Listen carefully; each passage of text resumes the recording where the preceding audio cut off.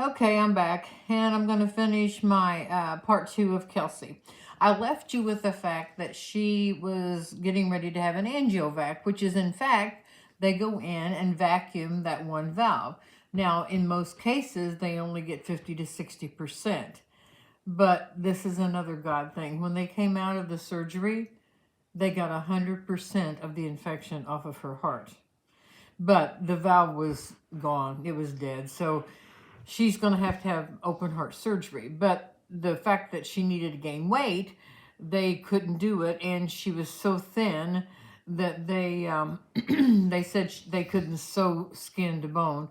So anyway, she's now been living for the past 2 or 3 years with that bad valve, but just recently went to a cardiologist, and she now weighs 125 pounds.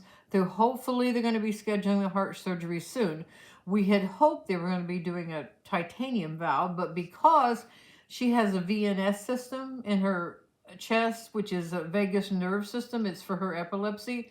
Like, I think 30 seconds out of every 3 minutes, it sends electricity to her heart. So they were concerned about the titanium. So they've kind of postponed the surgery, well, due to COVID. And also, when you put a pig valve in, it only lasts about 10 years. So as he said, once we put it in, the clock starts ticking. So, they're kind of trying to wait. But I think it's going to happen within the next 2 or 3 months. Anyway, the other thing I wanted to say to y'all was I thank so many of my family, friends, cloggers, theater people, everybody that prayed so hard for my Kelsey. So many prayers. She was lifted up to the Lord so much. I told her she had 9 lives because I have another Kelsey story where she had a severe seizure, which I'll go into that. That'll be the Kelsey story, part 4. Anyway, she was in the hospital for 4 months.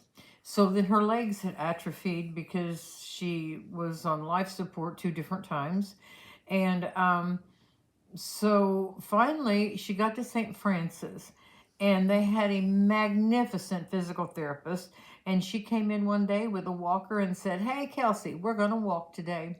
She took 4 or 5 steps that day with a walker. And from that point on, she started walking.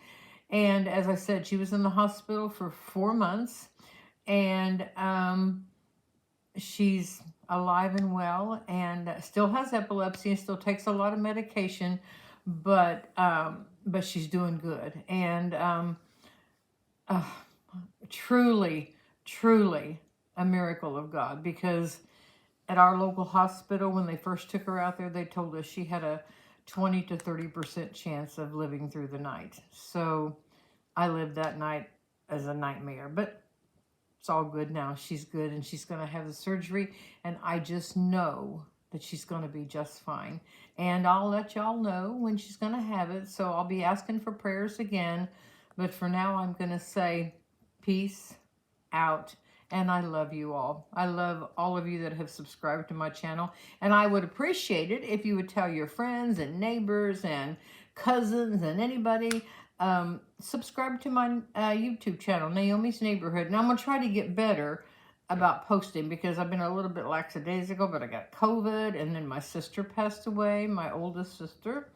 And so I've been a little bit lackadaisical, but I'm going to get better. So again, I'm going to say peace out.